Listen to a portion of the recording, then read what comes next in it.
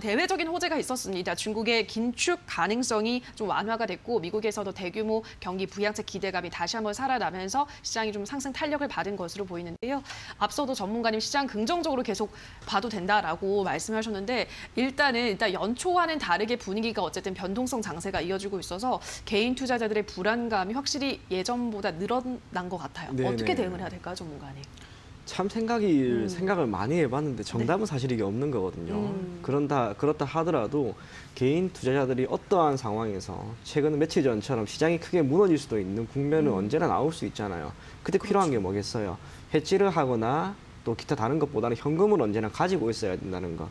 그걸 여러분들이 반드시 명심을 하셨으면 좋겠고 개인 투자자가 지금은 크게 두 가지 부류로 나뉘어져 있는 것 같습니다. 첫 번째로는 장기적으로 투자를 꾸준히 해오신 분, 그리고 지난해였죠. 개인 투자자들이 엄청나게 시장에 유입이 되면서 만들어진 새로운 우리가 흔히 말하는 주린이들인데 오래 하신 분들은 자신의 투자 원칙을 지켜나가면서 해나가시면 될 것 같은데 이 주린이들, 그들이 얼마나 어려운 시장이 될까 그런 고민이 많이 드는데 사실 그런 거죠. 우리가 비유를 하기로 주식시장은 전쟁터와 같다고 하잖아요. 네. 그런데 주린이들 같은 경우에는 굳이 비유를 하자면 아직까지 총을 제대로 쏘지도 못할 것이고 이 전술에 대한 이해도도 없으신 분들이 많은데 네. 전쟁터에서 수익을 내려고 해요. 이기려고 해요. 결코 허락해주지 않습니다. 오히려 주식 투자를 하셨을 때 손실이 날 가능성이 분명히 높고요. 주식을 새롭게 시작하시는 분들이 계좌 개설을 한 이유는 하나밖에 없어요. 시장이 좋은 것도 있는데 내 주위에 누가 돈을 벌었더라. 또 다른 누군가가 돈을 벌었더라. 라고 하면서 함께 뛰어든 거예요. 결과는 언제나 좋지 않겠죠. 그렇기 때문에 여러분들이 개인 투자자들이 어쨌거나 주식시장에서 살아남기 위해서는 필연적으로 포트폴리오 운영에 대해서 반드시 필요한 거시경제에 대한 이해가 역시 필요하지 않을까 그렇게 생각을 합니다. 시장은 분명히 좋습니다. 코스피 같은 경우를 보더라도 지난 달이었죠. 종가 기준으로 3.58% 상승 마감했고요. 네. 이번 달 같은 경우에도 지금 4%나 오르고 있고 연장선상에서 보게 되었을 때 지난해 11월, 12월 10% 이상 상승하는 흐름이 나오고 있습니다. 그런데도 불구하고 개인 투자자들의 투자 성과가 좋지 않은 건 정답을 찾지 못했기 때문인데 개인 투자자들이 상당 부분 좋은 결과를 냈을 때 지난해 기준으로 보면은 뚜렷한 방식이 있었습니다. 중형주 혹은 중대형주 위주로 포트폴리오를 구성을 했고 그걸 6개월 이상 가지고 갔을 때 그분들이 좋은 결과가 나왔죠.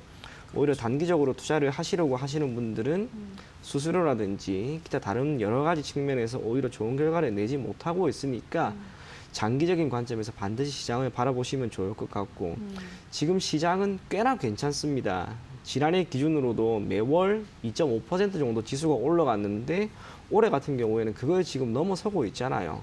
그래서 시장에 대한 우려는 여러분들이 크게 하지 마시고요.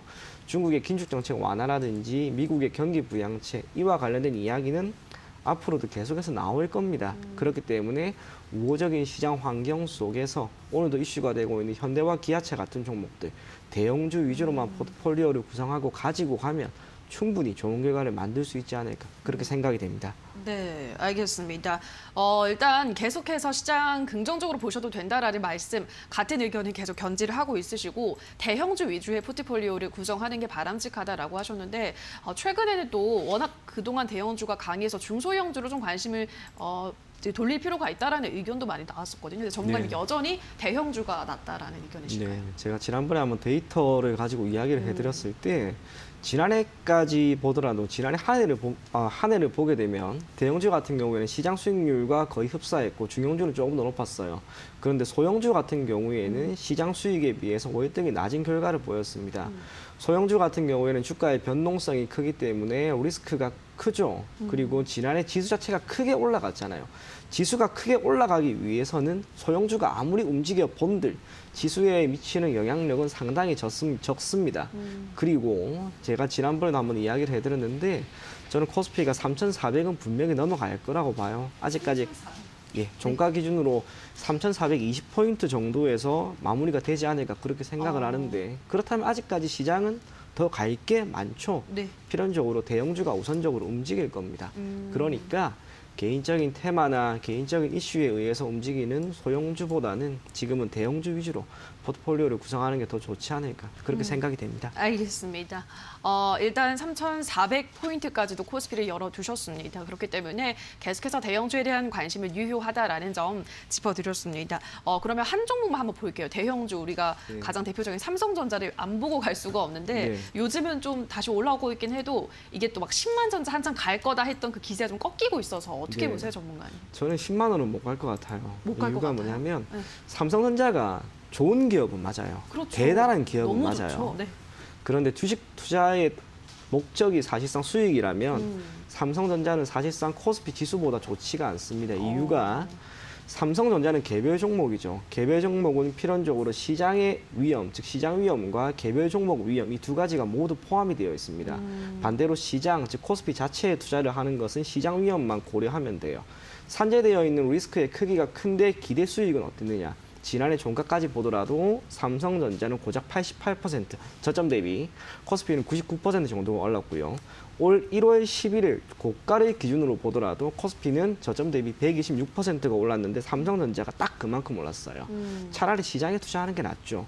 그렇다면 삼성전자가 지금부터 크게 가기 위해서는 결국 시장이 엄청나게 가야 되는데 그 정도까지 상승 모멘텀은 저는 없다고 봐요. 그렇기 때문에 삼성전자가 10만 원까지 설령 간다면 상당 부분 시간이 오래 걸리거나 시장이 3,700포인트, 3,800포인트 그 정도까지는 가야 하지 않을까 그렇게 생각이 됩니다. 알겠습니다. 삼성전자가 10만 전자가 되기 위해서는 긴 시간이 필요하겠다라는 의견 전달해 드렸으니까 보유하신 분들은 좀 참고를 해보시면 될 것 같습니다.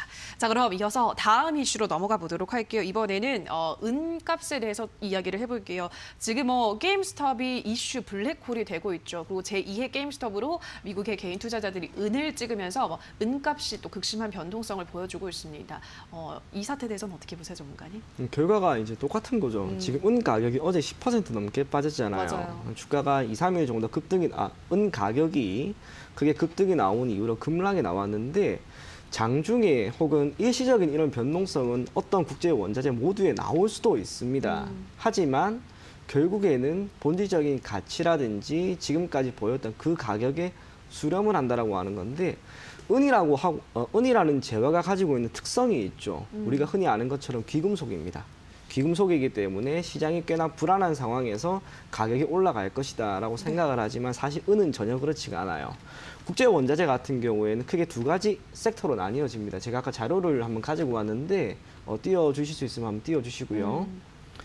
국제 원자재는 크게 두 가지 섹터로 나뉘어져요. 하드와 소프트 이 두 가지로 나뉘어지는데 귀금속 같은 경우에는 이 하드 섹터에 포함이 되거든요. 그런데 이 귀금속 중에서 금은 시장이 매우 불안하거나 달러 가치가 크게 희석되었을 때 가격이 상승하는 경향이 있습니다. 그렇죠. 하지만 같은 귀금속인 은 가격은 전혀 그러지를 못해요. 지금 나오고 있는데 저기 빨간색으로 쳐놓고 네. 파란색으로 보이는 게 은 가격인데 이 은이라고 하는 것은 오히려 경기가 회복 기조에 있거나 호황 국면에 있을 때 산업 자재로서의 역할을 더욱 많이 합니다. 그리고 지금 은 가격을 한번 보게 되면 지난해 3월 1트라이온스당 대략 11달러 수준이었던 게 지금 30달러 정도 수준까지 올라갔잖아요. 똑같죠. 주식시장 또는 기타 거시경제 지표가 어느 정도 회복하는 국면에서의 가격 흐름과 매우 유사하다라고 하는 것을 알 수가 있습니다. 그러면 경기가 앞으로 어떻게 될 것인가? 점진적으로 개선이 되겠죠. 네. 그렇다면 은 가격 또한 결국에는 최근에 계속해서 보였던 1트라이온스당 25달러 수준까지 회귀한 다음 거기에서 다시 한번 점진적으로 오를 거라고 봐요. 그래서 어제 그리고 이번 주 전반적으로 보인 이 엄청난 은 가격의 급등 그리고 급락에 대해서 여러분들이 전혀 고려하지 마시고 원래 보였던 그 수준에서 점진적으로 갈 것이다. 그렇게 생각하시면 될 것 같습니다. 우리나라에 관련된 기업으로 고려아연이라고 하는 기업이 있는데 네. 영풍이나 또 고려아연 같은 종목이 있는데 사실 이 고려아연도 어제 크게 주가가 올라간 다음에 결국에는 눌렸어요. 본질적인 가치의 회귀를 하는 거죠.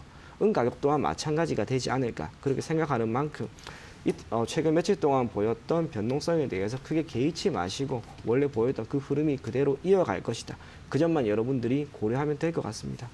알겠습니다. 은값의 전망 그리고 고려 아연 흐름까지 함께 분석을 해보셨습니다. 자, 오늘은 여기까지 오늘의 새빨간 이슈들은 희망투자연구소 이청원 전문가와 함께했습니다. 전문가님 고맙습니다. 감사합니다.